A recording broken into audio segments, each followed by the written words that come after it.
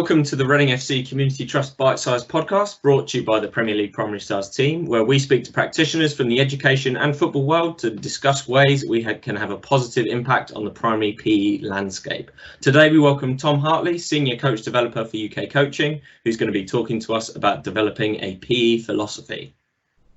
Morning, Chris. Morning, Phil. Morning, Tom. Morning. So thank you for your time this morning, Tom. How's everything been for yourself? All very good. Yeah, enjoying things. It's been an interesting few months with lockdown and with the lack of coaching which is going on. Yeah. So I moved into my role at UK Coaching right at the start of all this, and I feel like I've slipped under the radar, because I know if I'd been at Arsenal still in my previous role, it would have been chaos in terms of making sure things got changed and organised for what might happen, and I was ready for a change. So yeah, it's been an interesting time for me, because I've been able to immerse myself in a new job whilst all this chaos is going on around us. And what does your new job entail? What's your role as kind of senior coach developer with UK Coaching? Yeah, so for those of you who maybe are new to UK Coaching or the organisation, our aim is to kind of provide support to coaches, whether that's resources or kind of discussions or visits or whatever that might be, so coaches can fulfill their potential and continue to develop. So my role is to help coaches through the development of resources, coaching conversations, and then the development of the people who go and support the coaches too. So that might be coach developers, tutors, mentors, all that type of thing. So quite wide ranging, lots of different things to consider. And I feel like I'm in that one of those environments where the more you know, the more you realise you don't know, just because there's so much knowledge and experience around me at work. So I feel very fortunate to be in that position. It's brilliant, and reading some of your blogs over the lockdown period has been really interesting. It's really helped me kind of rethink my practice as well, kind of going in hopefully to September and hopefully back to some normality in coaching again. But we're going to move on into our main topic this morning, which is about developing a PE philosophy. And I guess the starting point is I'm probably going to share mine and how that's evolved over the years I've been coaching. So I guess when I started, when I was like 19, 20 years old, it was the case of keep them busy, keep them happy. That's a successful coaching session. But actually, as my experience developed, then I did more PE lessons, I did more different topics within the PE curriculum. It's evolved so much from there, and it's in respect of getting children to understand the importance of exercise and enjoy being active. And that's kind of an overview as to what I try and do and achieve. And yeah, it's kind of evolved as the years gone on, and lots of things kind of informed my practice over that time to get to that point. I guess for the teachers listening and professionals listening, if they're unsure about where to start, what would be a good starting point for them to go from there? Yeah, philosophy is an interesting one. It's one of those words which gets used quite a lot, and there's so much meaning attached to it. But really understanding what that means to you personally and individually is something that requires quite a lot of thought. It's not necessarily something that is still and solid, but good philosophies move and develop and evolve through time, because we want to expose ourselves to whatever's contemporary in the world of sport or PE or teaching and coaching. So for me, there was a coach developer who I spoke to a long time ago, much wiser than me, and he asked 3 questions which I thought were a brilliant starting point for where coaches or teachers or people working with others could start to really think about their philosophy. And those 3 questions were: who are the young people in your care? How do you want your sport to be played? And why do you coach the way that you do? And those 3 questions, I think, no matter what level of sport or PE you're working in, or whoever you're working with, they're really, really important, because actually understanding the young people that you're coaching is massive. To have those connections, to know your your players, your young people is really important, and much more about knowing them than just knowing how their day's been, but knowing about what they really enjoy when they come to practice, what gets them excited, what don't they like doing, who do they like doing it with. These are all really important building blocks of developing a philosophy. The bit about how you want to coach, as coaches, and teachers, we're exposed to so many different types of influence. If we're new to coaching, if we're coaching in PE is something maybe we haven't necessarily had so much time in doing, then perhaps there's an eagerness to copy the behaviors of other coaches. And sometimes that feels a bit uncomfortable because it's not you. So being really comfortable in yourself and the type of coach that you want to be takes some bravery. And then the other point around how you want your sport to be played. I think in a PE setting, especially in primary school, it's about giving really positive, engaging, fun experiences of PE. So the young people that we're working with want to continue to do it in the future. So rather than the technical detail of the sport, it's the feeling and the emotion that people experience when they're in your practice that wants them to helps them feel like they want to come back again and again and again. No, that's brilliant. That's really good. I always remember when I first started out coaching, as a coach developer, coach educator, who told me that children will remember those really good teachers or coaches who inspire you, and as you say, that's why they want to come back, if they enjoy it and have that sense of, actually, I'm really enjoying this. I feel challenged, but in a positive way. I'm being challenged to push forwards and excel and improve.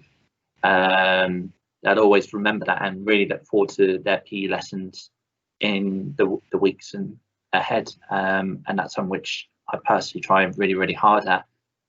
Would you add anything to that, Chris? Or yeah, so you said something there that's really struck a chord with me, Tom. So something about sort of coaching how you want to coach, so sort of being yourself. That's something that I think, particularly if you're new to teaching, if you're new to coaching, and you sort of, like you say, if you're seeing all these different influences, you're seeing all these experienced practitioners who are no doubt doing some great stuff, the sort of inclination is to copy them and try and do almost as they do.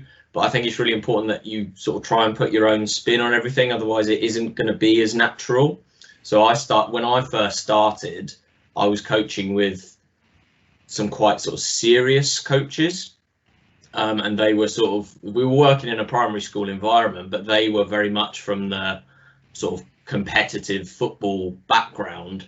And they were good coaches, don't get me wrong, but that didn't really fit what I was doing at the time.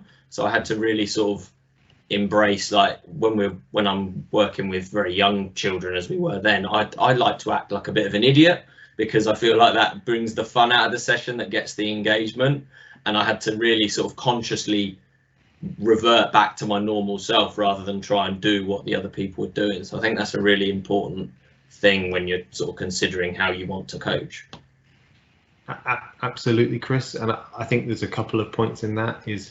Well, actually, there's a famous quote around, people forget what you say, but they remember how you make them feel. And absolutely, we can all remember from our time at school our favorite teacher or our favorite coach. And I think it's really worthwhile thinking about, well, what was it? What about their qualities was it that actually really stood out to me? Why is that experience really sticky? Why does it stay with me? If you think about it from a football perspective, if you look in the Premier League and you look at first team managers who quite often stand in their technical area and perhaps berate the players in front of them, sometimes as a new coach, you might look all the way up to the top level to say, well, actually, if they're doing that in the Premier League, then that's perhaps how I need to behave in my practice. But the thing is, we're working with children. We're working with young people who are just starting out on their journey of development. And I've always thought, from my experiences of coaching at the FA, coaching with Arsenal, that when you're in school, teachers are the experts at the teaching, that you're brilliant at it. In the classroom, you can create these incredibly exciting learning environments where young people are challenged and their ideas are built upon and creativity is encouraged. But actually all those tools and techniques that you use in the classroom just make perfect sense out on the field as well. They just might look a little bit different because it's a different environment. I guess one question kind of leading on from that, I mean, as you say, working with all those different variety of children, young people, it all goes across different ages. If you were a teacher who was, for example, working in year 5, but next year moving down to year 3, would you say it's better to try and keep your philosophy and kind of build your lessons around that with the children? Or would you think about perhaps changing your approach, saying, right, I'm going to go in with a blank canvas and build a new approach again? How would you approach that? I mean, from my perspective and in my experience, I think it doesn't really matter who you're working with, what age group they are, what level you're working at. The way that you do your coaching, the reasons why you coach in the way that you do probably remain the same. Maybe some of the detail of what that looks like on the surface, some of your behaviors might be a little bit different because you're working with a different audience who are probably motivated for different reasons and have got some different needs at a younger age group. But the why of what you do should remain the same. So there's some interesting reading out there by a guy called Simon Sinek, and he's written an approach called the Golden Circle. And this is aimed at business, but I think it translates really clearly across into coaching and into building philosophy. And the point that Simon makes is, well, it's about people invest in the why that you do things, not the what that you do. So, for example, for speaking personally and from my experience, I, as a coach, always want to try and inspire some positive change. I want people to grow and develop because of perhaps the support that I've been able to offer or the environment we've created together. And for me as a coach, challenging the status quo, doing things perhaps in a non-traditional way, or challenging some of the things that we always perhaps have done, I think is really important. So it doesn't matter if I'm working with the academy team or the primary school session, those underpinning principles always remain the same because they feel right for me and my values as a person and as a coach. And I think it doesn't matter where you're at, if you're working with a senior team or not. But having that solid underpinning is really important. Like the foundations of a house, I guess, that they're never going to change regardless of what colour you paint your walls. Yeah, good metaphor. I suppose just putting that into the context of a school, I'm sort of trying to put my head in the eyes of a sort of PE coordinator, maybe new in a school where there is no sort of school philosophy, whole school approach to PE. What would be your advice to them? Would it be that start with why, and how might that look sort of within a school environment, do you think? Yeah, maybe there's a couple of things in this. So it's about understanding yourself as a coach or as a teacher, and what are the behaviours maybe that you want to demonstrate and show that means that you're getting the outcomes that you need for the young people who are there. So the what, the how, the why, thinking about those things and what they mean to you are really important. And as I said at the start, they're not necessarily fixed. They don't always have to remain the same. Things change in coaching. Some of the things we were perhaps doing or seeing as good practice 10 years ago have evolved and developed. So just being aware of what can you do to give the best experience to the young people is really important. Maybe another way to kind of get people thinking, and I'm not necessarily saying this is the only way to do things, is to think about how would your PE program look if you asked the children about what was really important to them. So I fully appreciate in the school setting, you've got standards, criteria that you need to meet on a regular basis, and rightly so. But what makes practice really exciting for the children? What are the things that they love doing that when they come out to PE, they're going to come out with a bounce and a spring in their step? And sometimes when I've worked in a football context, I've spoken to coaches and said, well, if you had a pathway for players and a development route, if you asked the children to design it, would it look the same as the adults designing it? And I've never met anyone saying that it would look the same.